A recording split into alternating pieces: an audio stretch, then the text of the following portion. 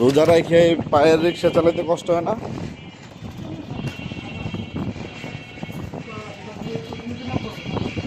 হ্যাঁ,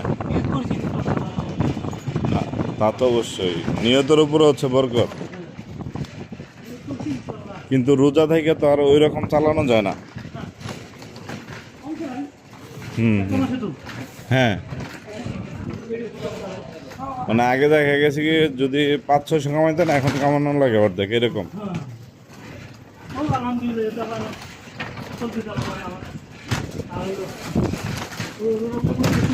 হুম,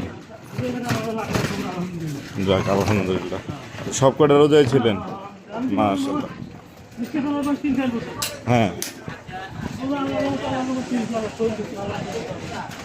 আলহামদুলিল্লাহ। না এমনি তো মনে করো যে নর্মালি যারা বসে থাকে শুয়ে থাকে ওরাই রোজাটা রাখে না, আর এত পরিশ্রমের প্যাডেল দিয়ে রিক্সা চালায়া রোজা রাখা। হুম, এটাই হচ্ছে বড় কথা। হুম হুম।